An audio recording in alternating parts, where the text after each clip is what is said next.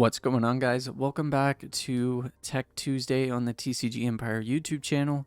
If you're not sure what this is where we take the deck of the week and we talk about some ways that you can make it better or some ways in which you can possibly prepare to play against it. Now, this week we did talk about Kaido, and I do want to preference real quick, I'm not feeling too great, so this video might be on the quicker side with the explanations just because there's a lot of cards to get to, but I still want to make sure that I get the content out for you guys. So to start things off, we do have the black cards that we're going to talk about. We do have Borsalino. Now, Borsalino is a blocker, and on your opponent's turn, it has 6,000. So it's an easy block if your opponent decides to swing 5,000. But the big preference in it is that on your opponent's turn, your character can't be KO'd by effects. So this means that if they play something like King or the Kaido, that's the 10 drop, it'll wipe everything except for the Borsalino. And that's kind of the same premise with the Smoker. Both Smokers, they both can't be KO'd by card effects, which means that there's no way that they can actually be taken off of the board by the board removal that Kaido presents.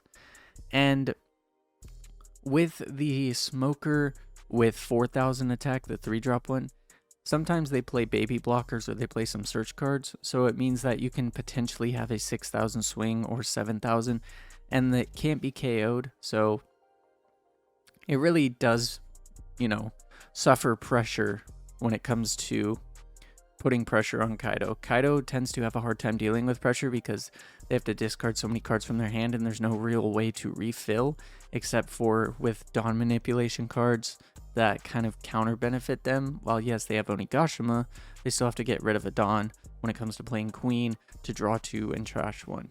The next card is the Smoker with the 7,000 power. This is just a double striker as long as there is a cost of 0 in play. But if you aren't able to get the double strike, it is still a 7,000 beater that cannot be KO'd by effects, so it works great. And the next card for black we are going to talk about is Ice Age. Now, when it comes to Ice Age is a good card as it can just give -5 to a character. So if they have a Queen out, you can give -5 to it and start to activate the effects of the 3-drop Smoker and the 5-drop Smoker. Now for blue, I couldn't really think of many blue cards, but the ones that I could think about were the Don Quixote do Flamingo. This is to return a 7-drop to the owner's hand. Most of the time you don't want to do that, as it means that they have the potential to play and repop cards, but depending on what the 7-drop is, they're going to have to get rid of more Dawn in order to play it, and it kind of works out well. And then we also have Draco Mihawk. It's a 9,000 beater, and you place a 7 cost or less to the bottom of the owner's deck. So technically speaking, when you play this, you can bottom deck a King, so you don't have to deal with a big body. And then also with Mihawk, it's a 9,000 swinger, so they technically have to dump at least 2 cards if they choose to use a 4K counter event. The Jinbei, it is a 4,000 power, or sorry, a 4-drop 2,000 power card. It does have a trigger to play it, and on play you can place a character with a 3 or less to the bottom of the owner's deck, which means that you can technically get rid of baby blockers. And finally, I also had Mr. 3 in here just because it can be an attacker as well as a blocker. So it really kind of applies the pressure while forcing your opponent to remove Dawn from play in order to deal with it. So it's kind of a double-edged sword in the sense that it can swing, but it's probably going to get KO'd, but at the same time, it does mean that your opponent is focusing on it.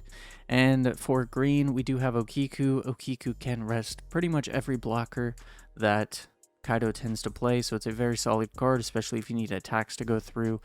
We do have Punk Gibson, which means that if they end up playing the 10-drop Kaido, you can actually hit this off the trigger and rest the Kaido in order to maybe try and swing at it. Very good card.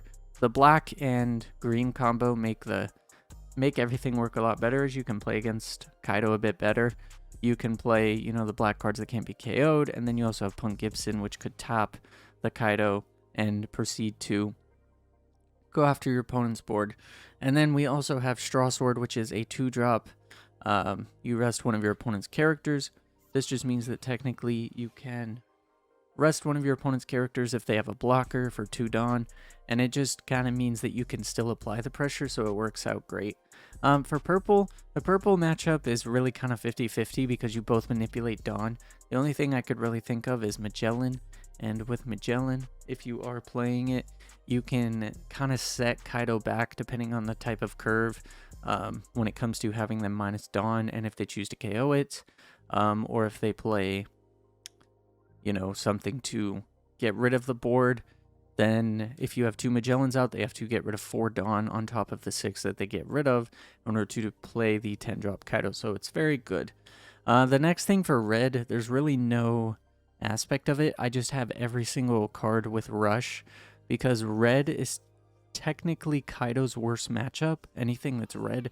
So if you're able to use all of the Rush cards, or at least play them in your deck, it means that you can constantly apply pressure, which means Kaido has to dump a lot of cards. Kaido tends to want to play in the late game, and Rush means that you kind of get to the early game attacks and mid game. So it means that they can't really postpone the game as long as they can.